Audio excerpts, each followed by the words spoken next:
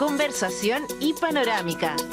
Esto es Combinación Línea 1. Cortes de electricidad, postes caídos, techos que se volaron fueron solo algunas de las consecuencias del paso de un fenómeno meteorológico en la comuna de Penco que había sido identificado en un principio como una tromba marina. Sin embargo, desde la Armada aclararon que esto habría sido finalmente un tornado. ¿Cuál es la diferencia? Aquí le vamos a preguntar a alguien que sepa. Lo que sabe, vamos a hablar de... los expertos. Con el cambio climático está pasando un montón de cosas que no estábamos tan acostumbrados. Otras ocurrían, pero ahora nos informamos más también. Así que vamos a conversar con un ingeniero físico, investigador del Grupo de Investigación Antártica de la Universidad, ¿de dónde? De Santiago de Chile. La mejor de Chile. El profesor Edgardo Sepúlveda. Profesor, muy buenos días y cuidado con el viento. ¿Cómo está, profesor? El viento y la lluvia, profesor. Buenos días, muchas gracias por la invitación. No, al contrario, nosotros somos los agradecidos y que nos ayude y nos enseñe un poco, porque con el cambio climático, esto de una tromba marina, todo el mundo lo dice el nombre, marina, se supone que ocurren en el océano, pero se habló de esto. ¿Por qué razón se confundió tromba marina con tornado? ¿Qué está ocurriendo? ¿Qué es qué? ¿Qué es qué cosa?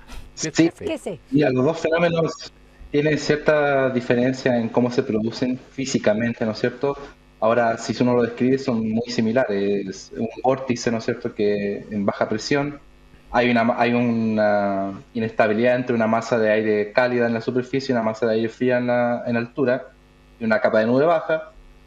Entonces, claro, una tromba marina es muy similar a lo que es un tornado. La gran diferencia, digamos, la descripción general que uno puede hacerlo resumir, que la tromba marina es un vórtice que se produce en el mar, y el tornado sería un vórtice que se produce en la tierra. ¿Y en los bordes Ahora, costeros? exactamente, las trombas marinas son más comunes en las costas, ¿ya?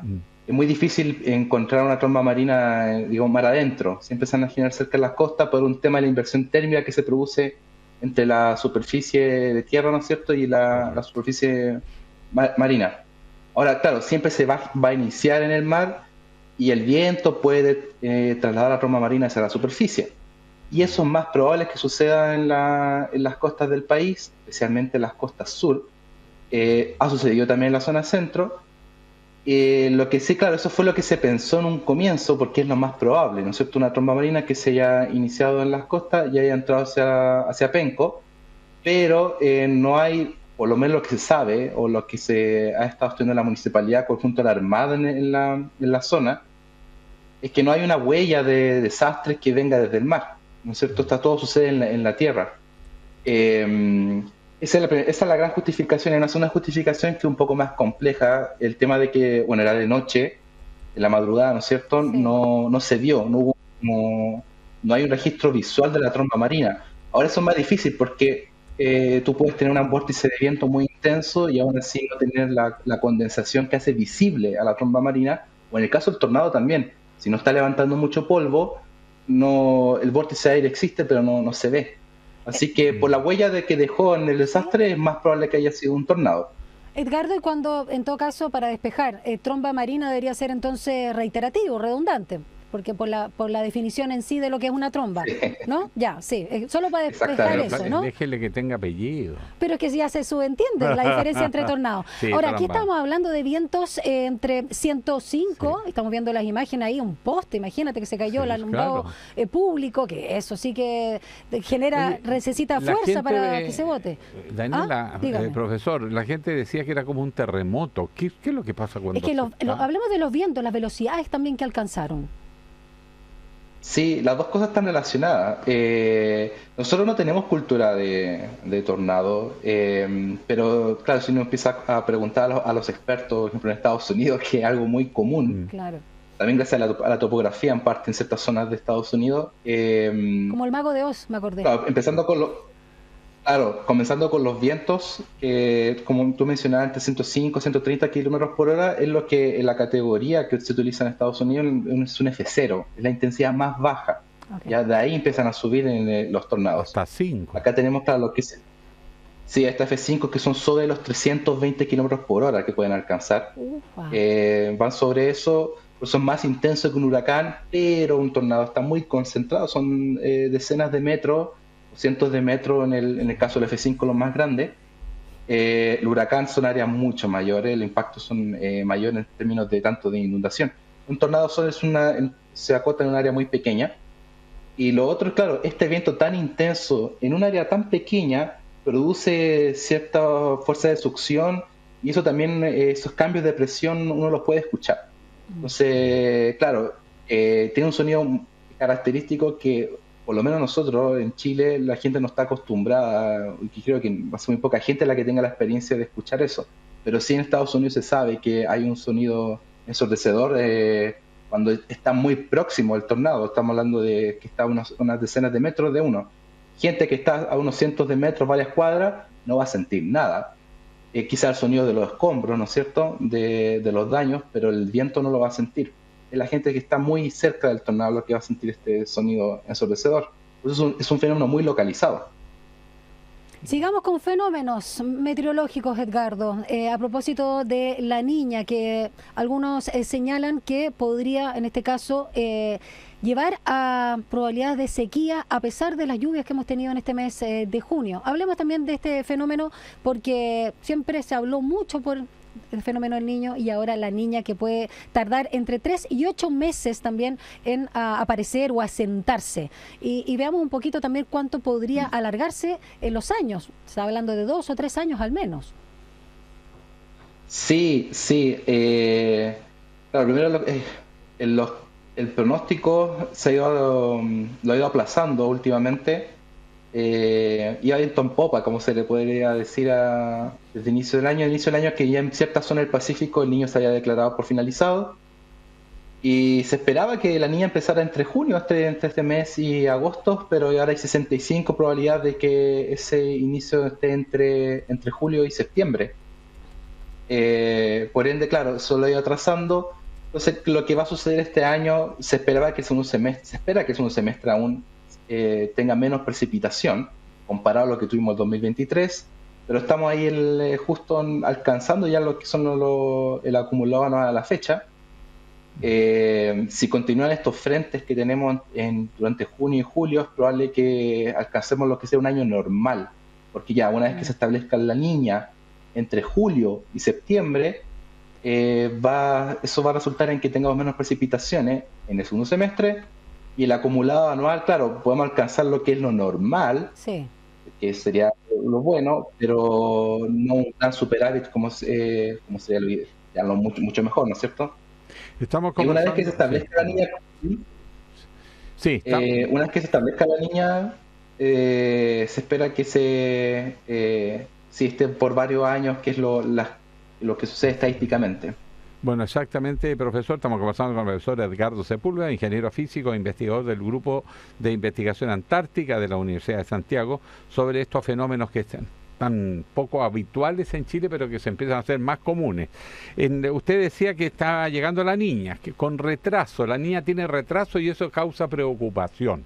Y además, sobre todo, ¿cuánto va a durar? Porque no hay una niña igual a otra. Hay unas que duran 3 meses, 4 meses, dicen, y otras pueden durar años.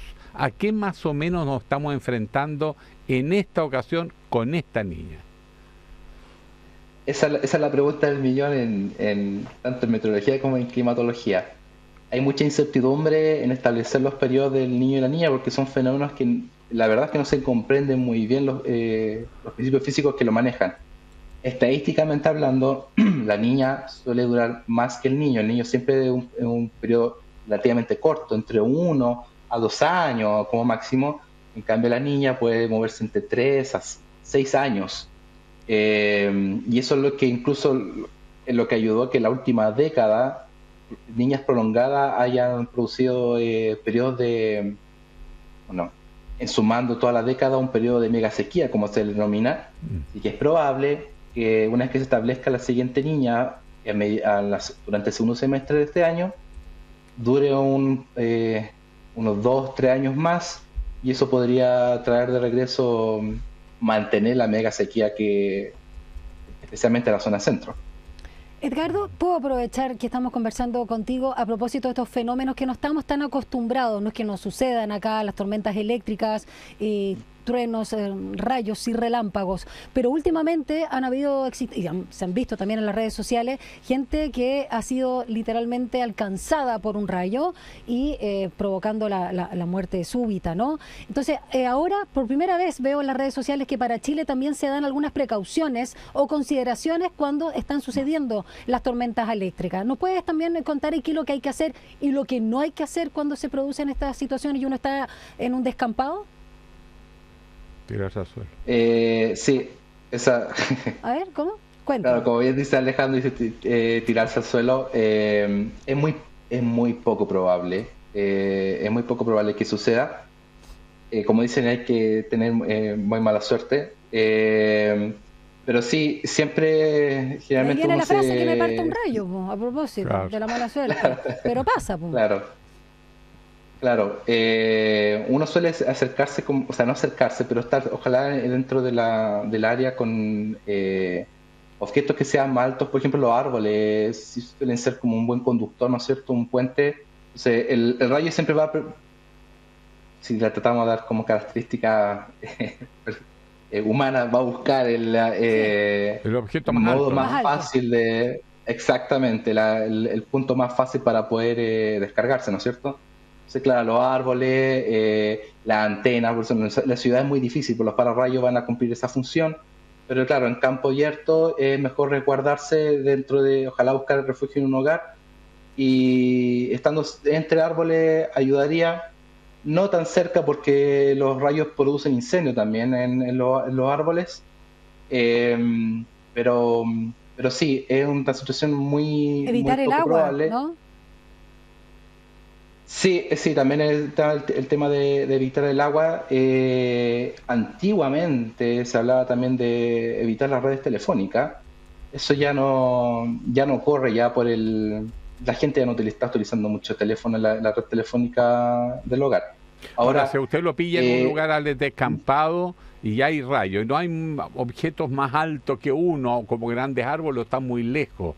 ¿Qué es lo razonable? ¿Es verdad eso que hay que tirarse al piso y sobre todo no andar con objetos metálicos, por ejemplo, un paraguas? Exactamente, evitar las puntas, por ejemplo, ¿no es cierto? Los objetos metálicos con punta, porque son los que atraen, de cierta manera, hacen como modo de pararrayo en el sector si no hay nada más. Sí, extenderse en el suelo puede ser una... Ahí ya creo que ya no hay mucha diferencia, la verdad, pero claro, lo que sucede es muy poco probable. Volviendo, por ejemplo, a la zona centro del país, los rayos suelen caer hacia la cordillera. Los rayos se producen por unos sistemas, unas nubes que se llaman cumulonimbus, ¿no es cierto? Y esas nubes suelen moverse rápidamente hacia la cordillera y ahí suelen descargarse. Entonces, siempre suceden lejos los rayos que uno ve. Sí. Bueno, importante tomar todas las precauciones porque no se sabe con este cambio climático los fenómenos que son inusitados para nosotros y que se puedan producir con mayor frecuencia. Muchas gracias por esta conversación y explicación a propósito de lo que nos convocaba inicialmente, tornado o tromba. Edgardo Sepúlveda, ingeniero físico e investigador del Grupo de Investigación Antártica de la USACH. Un abrazo grande, que tengas lindo día miércoles. Muchas gracias, igualmente. Gracias, profesor. Aprendimos harto y como una tromba nos vamos al siguiente tema. Y panorámica. Esto es Combinación Línea 1.